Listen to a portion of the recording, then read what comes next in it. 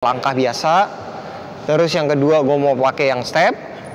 Dan yang ketiga gue mau pakai yang silang.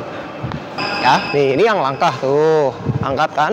Terus ini yang step, tuh, ya enggak. Terus ini yang silang, tuh, ya balik.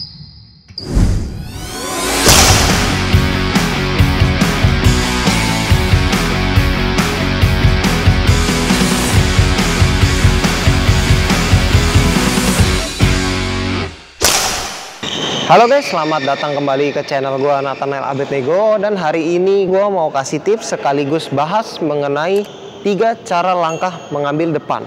Kenapa gue buat video ini? Ya tentunya karena komen-komen dari kalian nih. Di YouTube channel gue beberapa ada yang komen, "Coach, saya suka mati kalau dapat bola depan." Terus ada lagi yang komen, "Coach, gimana sih cara pengambilan langkah bola depan?" Sebenarnya gue udah pernah tutor sih, cuman hari ini gue mau tutor lebih lengkap dan gue mau bahas ada 3 cara untuk melakukan pengambilan di depan.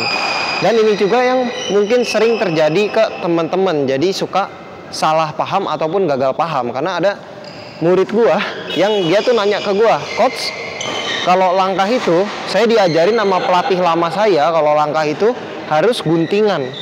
Ya, jadi ada 3, nanti gue bagi 3 langkah guys. Jadi ini cerita mengenai murid gue dulu. Dia ngomong ke gua, "Kok langkah yang diajarin sama pelatih lama saya sama yang diajari sama coach Nathanael kok beda ya?" Jadi dia bilang, katanya sama coach lamanya kalau ngambil depan itu harus guntingan begini nih. Ya, jadi kaki kirinya masuk ke sini baru ambil ke depan. Sedangkan gua ngajarin murid gua itu kalau ke depan ngambilnya itu begini. Jadi kamu kayak langkah biasa aja, yang penting berhenti kaki kanan agak panjang, angkat. Gitu. Jadi yang benar yang mana teman-teman? Tentunya nggak ada yang salah ya. Dua-duanya benar. Terserah kalian lebih suka pakai yang mana, terbiasa pakai yang mana. Yang penting depannya harus berhentinya kaki kanan. Jadi hari ini gue mau bagi 3 macam bagaimana cara pengambilan depan. 3 langkah.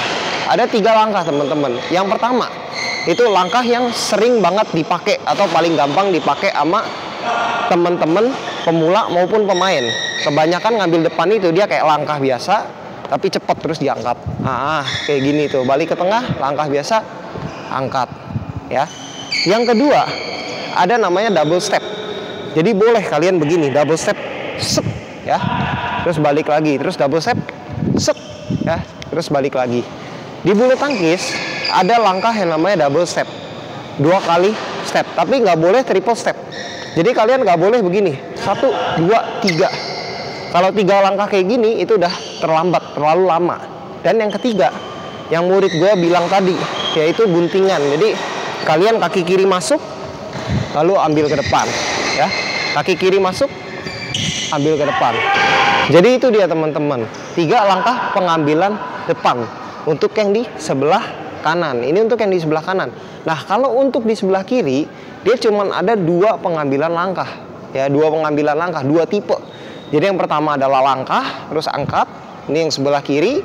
Terus yang kedua itu adalah double step ya, double step. Jadi kalau di sebelah kiri dia nggak ada yang namanya guntingan seperti ini nih terus baru ambil, itu nggak ada ya. Yang untuk guntingan atau untuk kaki kiri bersila seperti ini itu cuma masuk di sebelah kanan aja ya. Sedangkan kalau untuk sebelah kiri dia nggak masuk tuh, adanya paling geser 1 ambil gitu. Itu masuk ke langkah ya teman-teman, atau kalian double step seperti ini.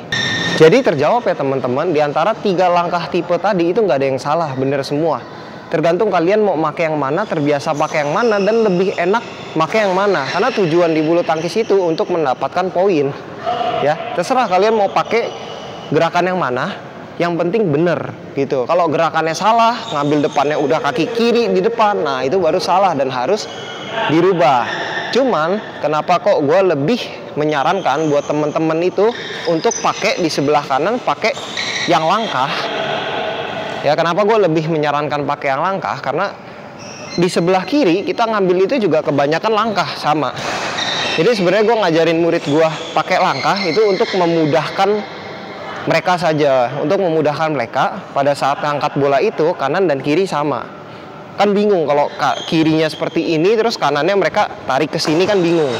Cuman nggak ada salahnya juga kalau memang murid gue yang tadi sudah terbiasa dengan ngangkat bola seperti ini. Ya, ini nggak ada salahnya juga, ya, nggak ada salahnya juga, nggak apa-apa. Yang penting bolanya bisa bagus, ngambilnya nggak telat dan dapat poin dari sana. Coach, terus untuk ke depan itu kita berapa langkah yang bagus? Apakah 1 langkah? Apakah 2 langkah? Apakah 3 langkah? Apakah 100 langkah? Nah, ini sering banget ditanyain sama temen-temen nih. Dan bahkan banyak temen-temen yang menghakimi temennya pada saat main. Banyak yang misalkan partneran main double, habis itu temennya mati, dapat bola depan. Terus si A ini nyalahin si B.